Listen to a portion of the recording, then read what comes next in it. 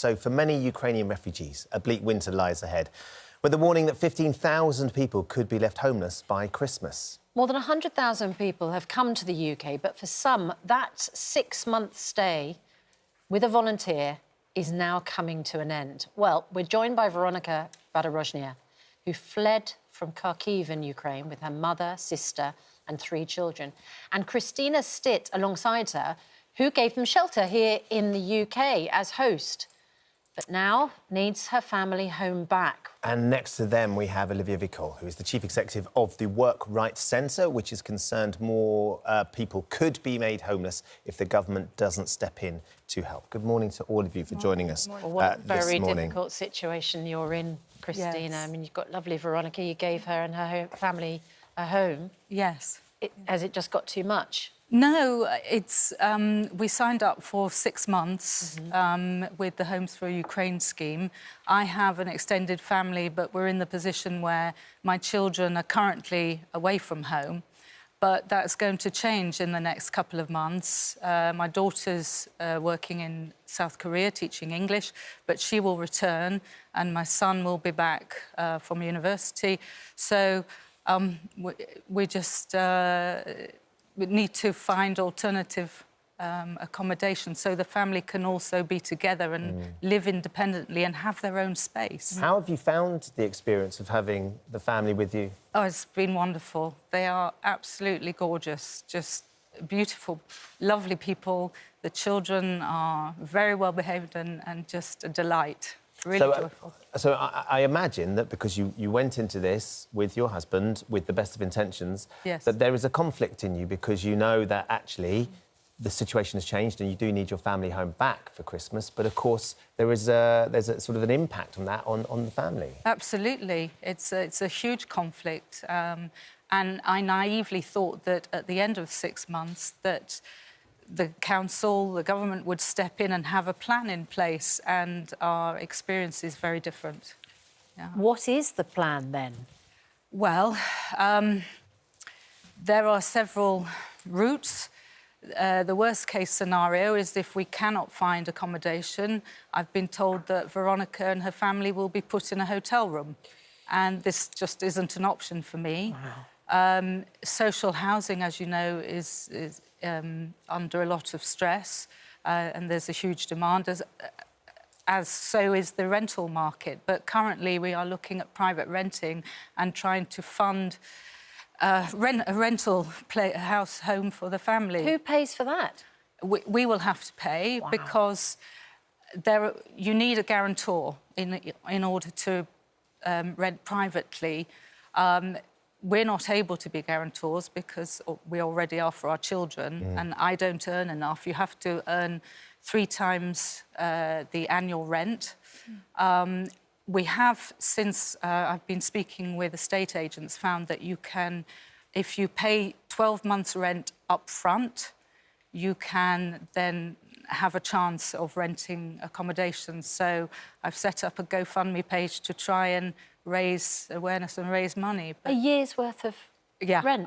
Up front. And this is down to you. I mean, this is what's so remarkable. Yes. That you offered your home to a lovely family to rescue a family from the hell that was going on in the Ukraine. You're now in this horrible position where you feel like you're kicking them out, and there is no backup support for Veronika. Look, Veronika, it's lovely to see you, and it must be very, very hard for you and very emotional for you right now, especially considering what's happening back home in Ukraine.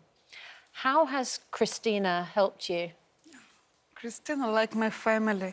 I and my family, my children love Chrissy.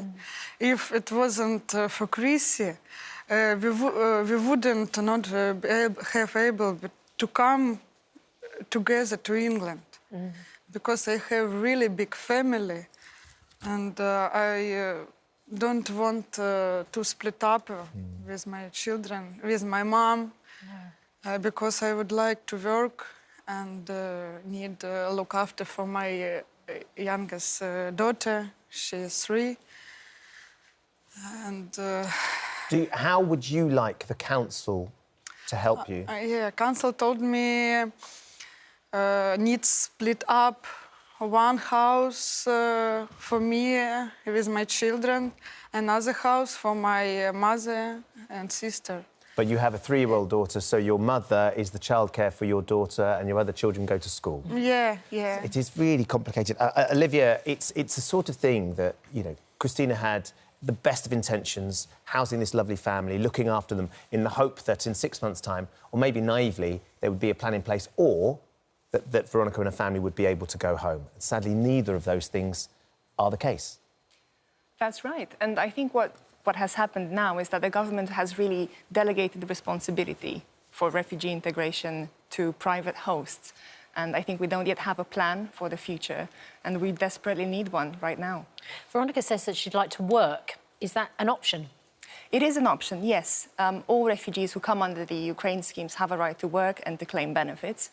However, I think what's happening and what Christina has shown so well is that it takes a lot more to access the private rental sector in the UK.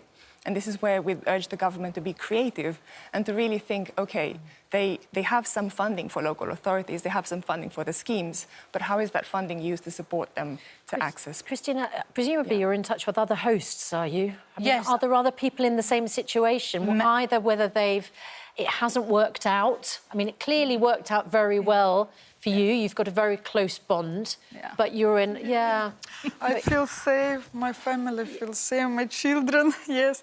I would like to live not far from Chrissy. And that was the whole point. You know, you wanted Veronica to feel safe, wanted to give her sanctuary, but now you're in this very difficult position where, you know, it becomes a strain, whether that it's clearly not a personal strain, but a strain on resources, a strain on your living, your family. Yeah, my husband also works from home full-time, so, you know, when my children come back, we'll, you know, there are potentially 11 people in the house. It's a full house. It's a really, really full house. Yeah. And equally, of course, that Veronica and her family need their own space. Yes, they need to be able to have some private time for themselves. You know, they've got a young family to be together. That's a key part of rearing a family. Exactly.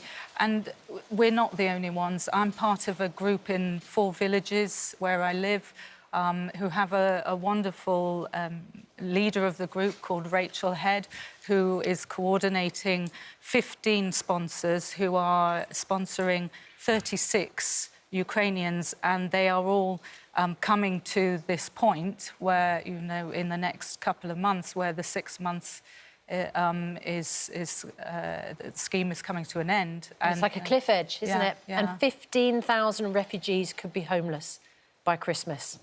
I mean, that's desperate, because there's no way of going home for a lot of people. No.